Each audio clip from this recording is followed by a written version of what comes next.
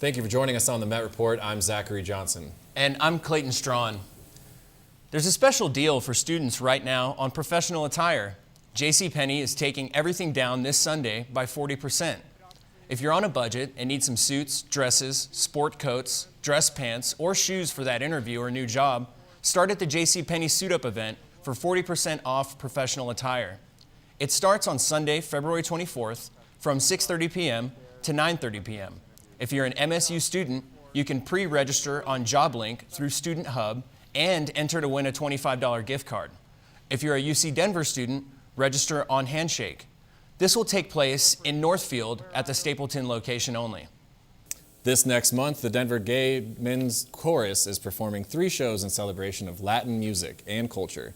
We took a look at the choir as they prepared for their upcoming show. Hola amigos, estamos aquí en el Denver Coro. Yes, friends, we're here with the Denver Manga Chorus. Pero eso es un secreto y esto es inédito para ustedes. Recuerden, son 4 funciones durante marzo. Yes, we have a little sneak peek of what you can expect to see in the 4 shows that will be hosted in March. Somos unos privilegiados, así que ustedes pueden ver en secreto. Vengan, Come síganos. check it out with us.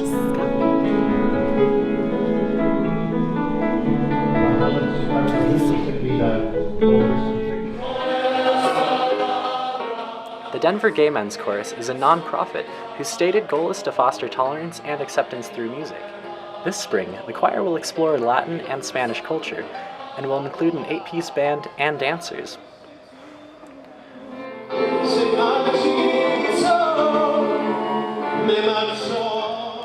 The chorus is playing 3 shows this March in a variety of locations around Denver.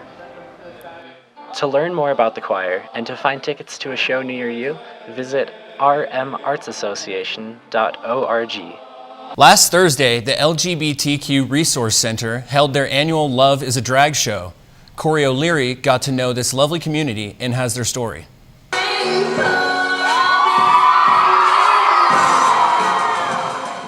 This Valentine's Day, the LGBTQ Resource Center gave Auraria students an alternative to the typical Valentine's Day fare with their Love is a Drag show. Love is a Drag is a fundraising event, and our funds go to Rainbow Alley, which is a youth organization at the center in Denver. It's something that adds interesting flavor to homecoming. I mean, you get a show, you get to be around people on Valentine's Day, you get a whole loving, diverse community where it's something different. The event involved performers active in the drag scene, some of them students who go to school on Auraria campus. I think it opens people's eyes to that there's more diversity in campus life these days, that it's not just your normal run-of-the-mill school activities and things of that nature. I think a lot of it is to put the spotlight on other types of groups that are within the school system and making it more inclusive for everybody. The room's energy was high as spectators sported glow sticks that were given out and eagerly tipped the performers. What I personally enjoy about drag is just the community I have found myself in, and just how open and welcoming they were to help me thrive and be as pretty as I can be. I think it just brings like a lot of life, since it's such like a high energy event, and people just want to see something that they haven't seen before and get it to experience new things. There was an outpouring of love and support. By the end of the show, spectators had donated a total of $570 to Rainbow Alley.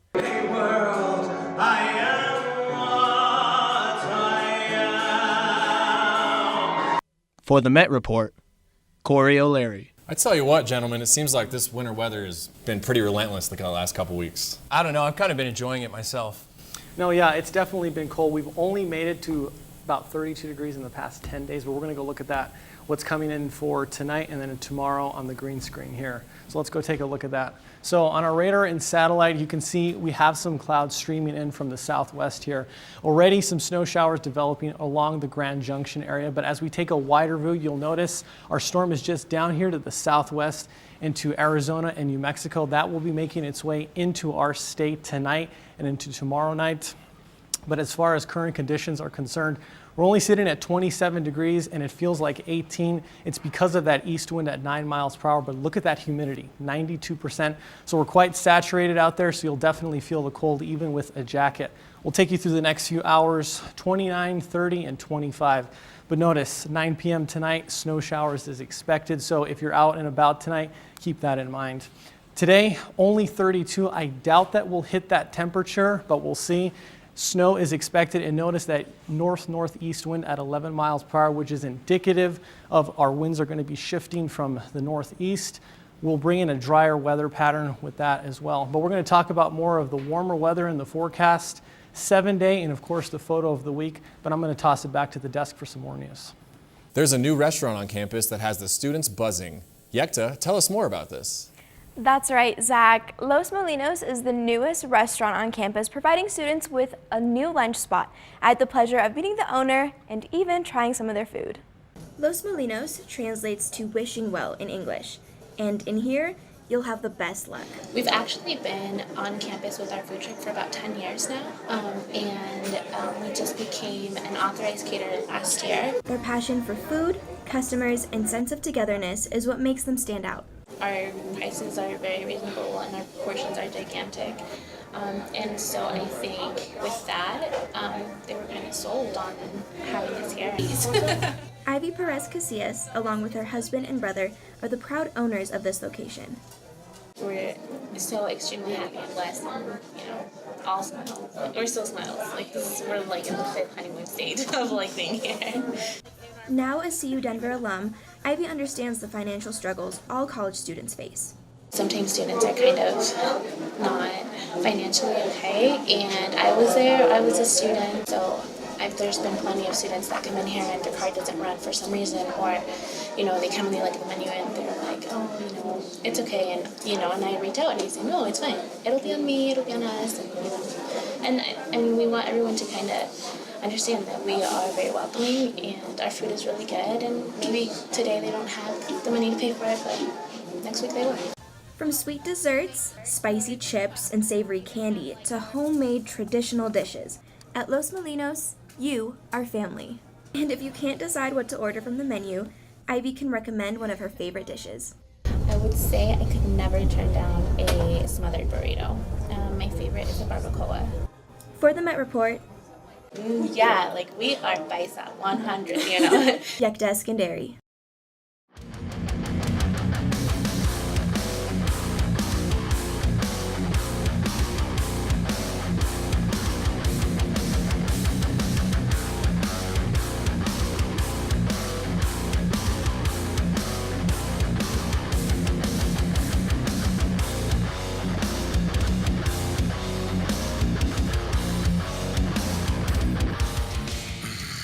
Biker Jim's brother.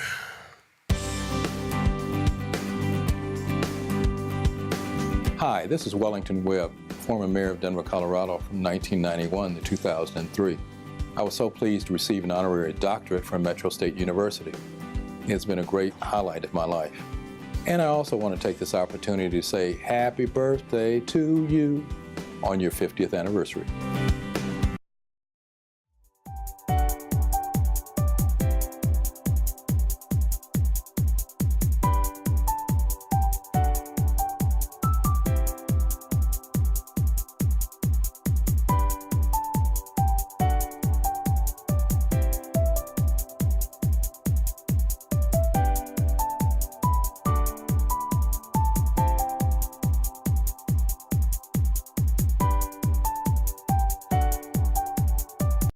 It's crazy to think that the shortest month of the year is actually acknowledged worldwide as a way of commemorating important accomplishments, successes, and as well as reminding others about contributions that Africans have made in history. This month has all and more. Many Africans have made historical contributions to our society globally and has greatly impacted millions for generations. Due to these achievements, it has allowed many of them to celebrate their history worldwide, especially here at MSU Denver. I've seen a tremendous benefit to students and to the campus community to become more aware about the contributions of African Americans and people of African descent to not only the history of the United States, but kind of from a global perspective. It has.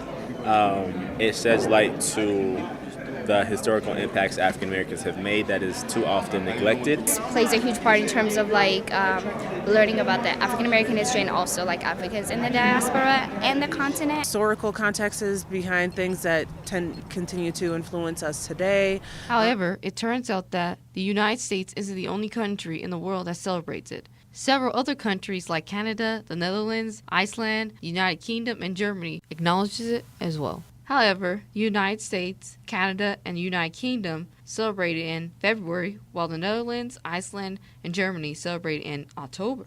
Although it is internationally observed, most people don't know the history behind of how it first got started. In 1926, historian Carter G. Woodson and the Association for Study of Negro Life and History found what was originally called Negro History Week, which was designated to be the second week of February. Black History Month in general has greatly impacted the lives of both students and faculty here on the MSU Denver campus. This has been Dominique McNeil reporting. Denver-based business owner Nicholas Moodley revealed to the Westward earlier this week that 540 kilos of kratom were seized by the FDA and U.S. Customs. The herbal substance native to Southeast Asia has been used for decades as an alternative pain reliever. However, kratom can be sold according to Denver law so long as it is marked prohibited for human consumption. Nonetheless, the FDA seized 540 kilos on November 30th. The government agency refers to kratom as an unsafe dietary ingredient. The fight against cancer is never easy, but this 7-year-old is fighting the battle with an outstanding spirit, and he hopes to help others that are struggling with cancer. I found out Sean had cancer shortly after his 2.5 birthday. He started losing mobility on his right side, and we took him to the doctor, and after they did an exam and then a full MRI, they came back that the tumor was the size of a baseball. He's gone through 1 biopsy, 2 full-on brain surgeries that were up to 11 hours each. Sean pretty much wakes up happy every day. He's super excited always to go to school. He gets therapy at school, and then when he comes home after school, he has therapy 4 days a week to kind of get him back with his mobility. Sean's school and Children's Hospital in Aurora have shown the family lots of support during this process. They've pretty much been our Colorado family. They've supported us emotionally. They've been there physically for us with visits and gift baskets. And they've kind of coached us through what it's like to have a life-changing event. This young hero hopes that by fighting this battle, he will help other families as well. Sean is on a trial drug right now, and we're hoping that not only in his brain, he thinks that he's going to be helping mankind find another cure for cancer and kind of help hopefully find a cure so another family doesn't have to go through this. Sean's an ambassador. For him, cancer is his life. His philosophy is he's sending cancer to the black hole, and he's doing it with his outer world spirit. He just kind of shows us that, you know, no matter how hard things get, you can get up every day, you can have an amazing spirit, and you can fight and hopefully, find a cure for something. Self-driving cars are on the verge of impacting the multi-billion-dollar car insurance industry. Human error is estimated to cause over 90% of all accidents, which is why Dan Peet founded Avenue, a new insurance company focusing on driverless vehicles. Insurance companies rely on data from previous incidents to assess risk and provide quotes. However, self-driving technology is still very new. As of right now, Avenue plans to work with the manufacturers of the driverless vehicles to analyze data for creating new insurance policies. It's been 25 years since the last teacher strike in the Denver Public Schools District. Allison Negrete has more.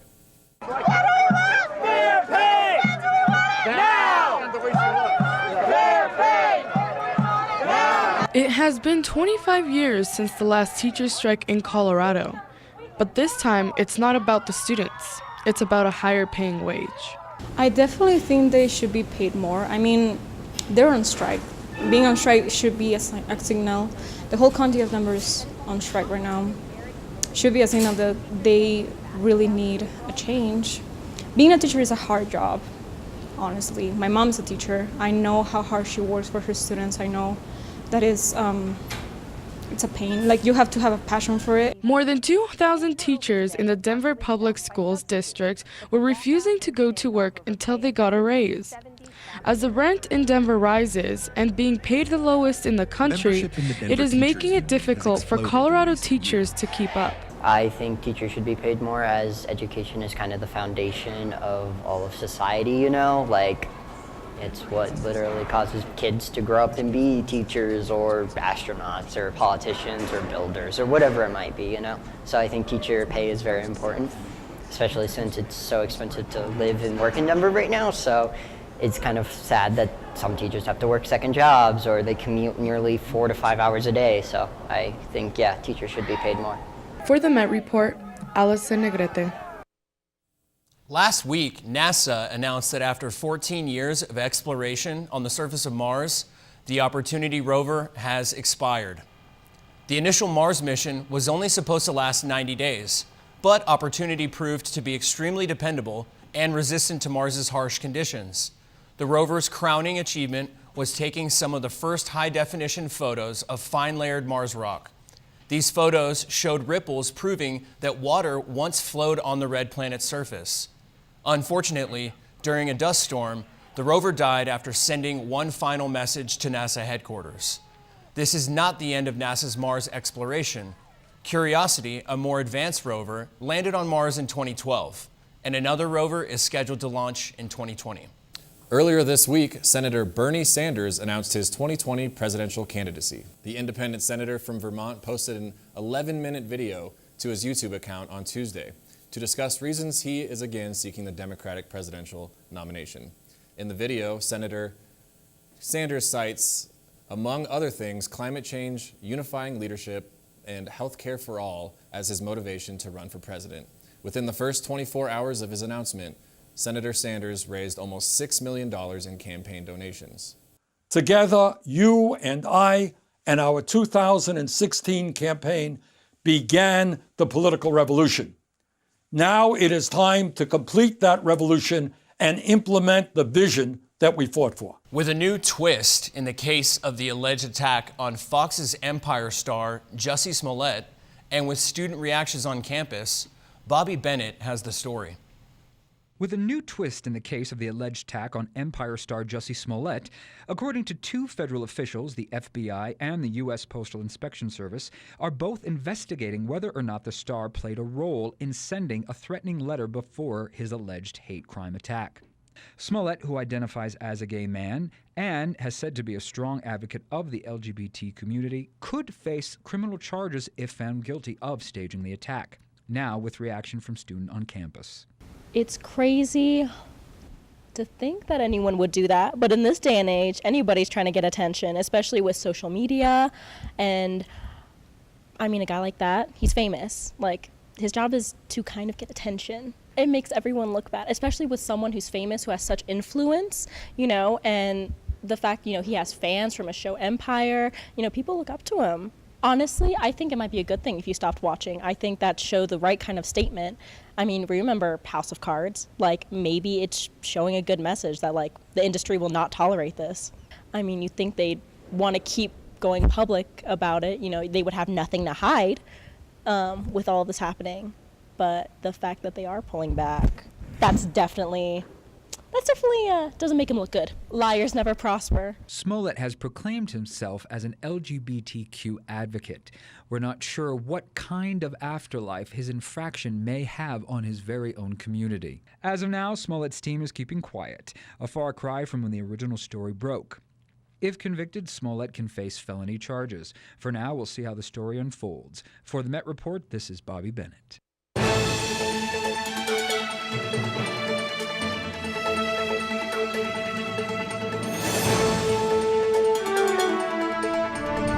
Student meteorologist Nathaniel Ortega, and as you can look on our winter weather alerts, very colorful map here, indicative of what is to come actually here tonight. So parts of Arizona, New Mexico, Colorado, and even into Nebraska and Kansas are all covered under winter weather advisories and alerts. So this is just indicative of what is to come here in the next 24 hours. Now, as we look at the futurecast here, you'll notice a couple things. Let me go back one slide. So the next 48 hours here, look at the time. It's 4:30 p.m. Notice the long line of snow showers across Colorado and New Mexico will make its way into our state. Notice, again, timestamp. bulk of the snow will be headed just to the east of us. We'll have some snow, maybe 1 inch to 2 at most, but majority of this snow is actually going to be on our eastern plains and into Cody and Burlington is where the majority of this snow is going to be. So if you're headed east or headed into the Kansas City area, expect tricky travel on I-70 and I-76. Now temperatures, notice, very, very cold, but we'll have actually a warm spot just down here in Trinidad, but the majority of our state is in the 20s and teens, across the majority of our state. So cold out there. Keep a jacket. Yeah, just cold temperatures ahead for the majority of your day. Now tonight we're going to drop it down to 18. Snow tonight. A north-northwest wind at 9 miles per hour. Again, like I had mentioned previously, is just indicative of where this cold is going to be shifting into warmer weather as we head into Saturday and Sunday. Now, 7-day forecast, you'll notice warmest day is going to be Tuesday at 59, and then we'll make a warming trend as we go into Thursday and Friday. So it's actually nice to see us going back into our normal temperatures for this time of year and not just in the 30s. Now, if you have anything to share with us on photos or videos, we'd love to hear from you on the Met Reports Facebook, Twitter, and Instagram. So please stay with us because sports is next.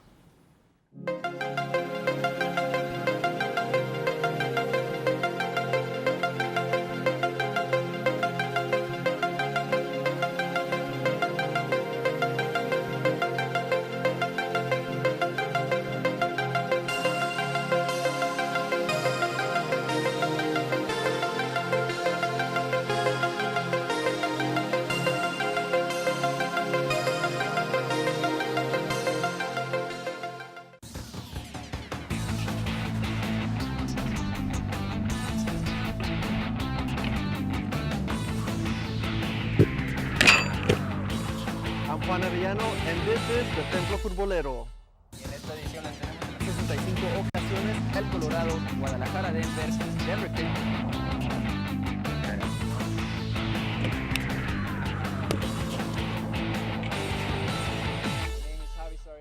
This is El Templo Futbolero.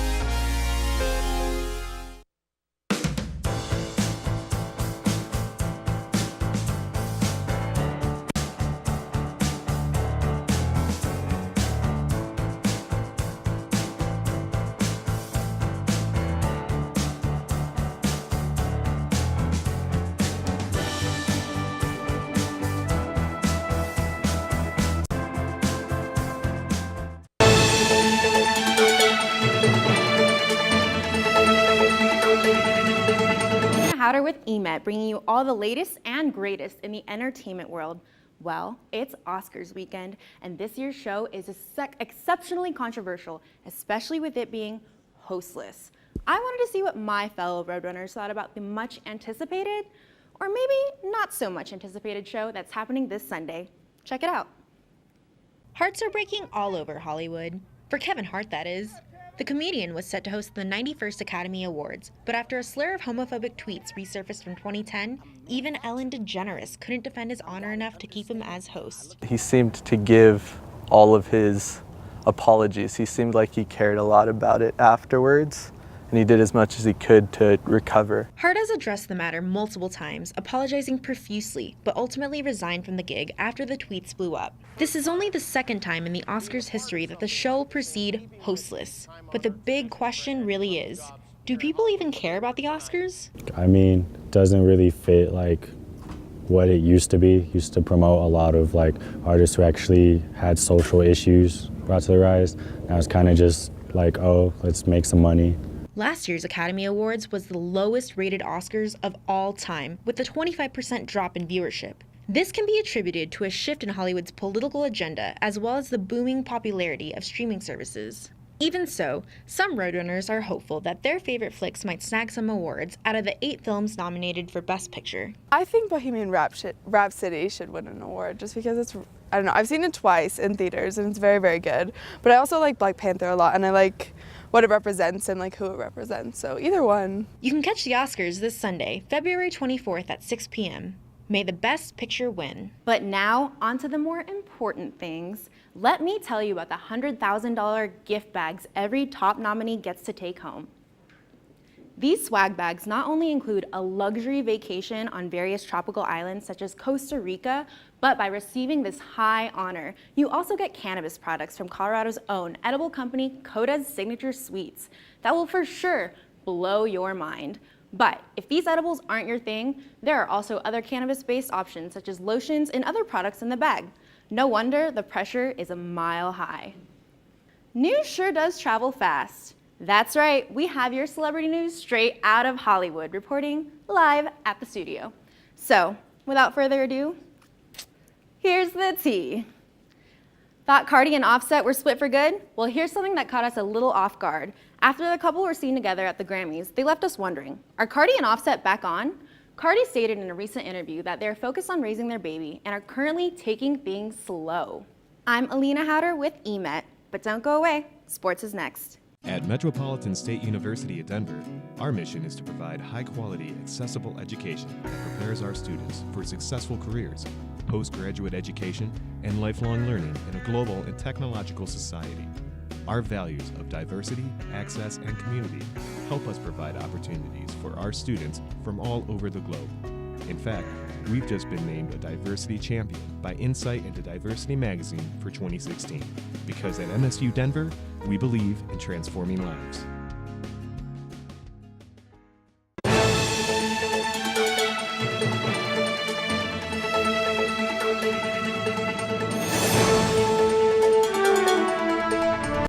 What is up, Roadrunners? This is Anaí Vasquez here to bring you the latest in the sports world. With the basketball season almost complete, the women are starting to look awesome as they start to make a push into the playoffs. We'll start with the women. The Roadrunners now in their last two games here at home as they defeated Black Hills State and South Dakota School of Mines. The game seemed easy for the Roadrunners, but the last game against the Hard Rockers was close until the third quarter as they held the opposing team to just 9 points. Emily Hardigan finished with a double-double as she led the way for the red and blue as she put up 23 points and brought down 9 rebounds. The Roadrunners will be in action tonight on the road as they will square off against New Mexico Highlands and then on Saturday against CSU Pueblo. Since it's National Black History Month, we decided to go back in time in sports to take a look at the first ever African-American NBA player, Earl Lloyd. Check it out. Hall of Famer Earl Lloyd paved the way for future black athletes within the NBA. He was the first to play with the NBA, but also was the first ever black assistant coach within the NBA in 1968. Earl had many firsts within the NBA, such as being the first African-American in the Olympics for basketball, an NBA All-Star game. Thank you, Earl, for paving the way for so many of the basketball legends that we know and love today. After sweeping a doubleheader Friday, MSU Denver kept rolling Sunday. In the last game against the University of Sioux Falls, MSU Denver couldn't stop scoring as they lit the scoreboard with 19 runs. Yes, that is correct. 19 runs scored in 7 innings of play. Senior catcher Draven Adamant led the way for the team as he went off on Cougars as he completed a catch cycle, going 4-4 and becoming the first player in the MSU Denver history to hit for the cycle. Adamant had 4 runs and 8 runs in the game. So guys, there were actually supposed to be games this today actually, but they had to cancel it due to the weather. Oh, that's too bad. Yeah, no, like I had mentioned before, cold weather is expected into this weekend, but Saturday and Sunday will finally warm up back into the 40s and 50s. Looks like I'm gonna go get some more firewood. Yeah. Well, that's all the time we have this week on the Met Report. Don't forget to tune in every Friday on Campus Channel 20 and Comcast Channel 58.